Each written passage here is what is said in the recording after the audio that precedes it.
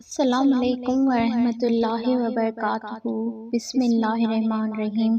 اے لوگوں جو ایمان لائے ہو، جب تم آپس میں ایک مقررہ مدت کے لیے ادھار کا لین دین کرو تو اسے لکھ لو، اور لکھنے والے کو چاہیے کہ تمہارے درمیان انصاف کے ساتھ تحریر کر دے، اور لکھنے والا لکھنے سے انکار نہ کرے جسے اللہ نے اسے سکھایا ہے، اور وہ شخص لکھوائے جس کی ذمہ قرض ہو، اور اسے اپنے رب اللہ سے ڈرنا چاہیے، اور لکھواتے وقت وہ مقروض اس میں سے کوئی چیز کم نہ کرے، لیکن اگر وہ جس کے ذمہ قرض ہے نادان یا کمزور ہو یا لکھوا نہ سکتا ہو تو اس کا مختار انصاف کے ساتھ لکھوائے، اور تم اپنے مسلمان مردوں میں سے 2 گواہ بنا لو، اور اگر 2 مرد میسر نہ ہو تو 1 مرد اور 2 عورتیں گواہی دیں جنہیں تم گواہوں کے طور پر پسند کرو،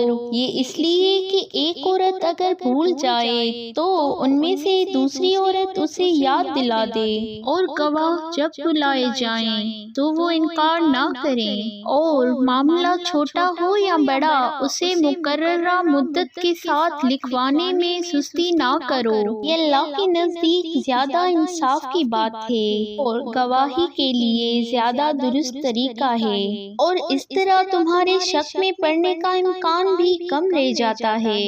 ہاں، تم آپس میں نقد جو تجارتی لین دین کرو اسے نہ لکھا جائے تو تم پر کوئی حرج نہیں، اور جب تم آپس میں سودا کرو تو گواہ بنا لیا کرو، اور کاتب اور گواہ کو ستایا نہ جائے، اور اگر تم ایسا کرو گے تو یقیناً یہ تمہاری طرف سے نافرمانی ہوگی، اور اللہ سے ڈرتے رہو، اور اللہ تمہیں یہ احکام سکھاتا ہے، اور اللہ ہر چیز کو خوب جاننے والا ہے۔ اور اگر تم سفر میں ہو اور تمہیں کوئی لکھنے والا نہ ملے تو کوئی چیز گروی رہن کے طور پر قبضے میں دے دی جائے، اور اگر تم میں سے کوئی دوسرے پر اعتبار کرے تو جس شخص پر اعتبار کیا گیا ہو اسے چاہیے کہ دوسرے کی امانت واپس ادا کر دے، اور اپنے رب اللہ سے ڈرے،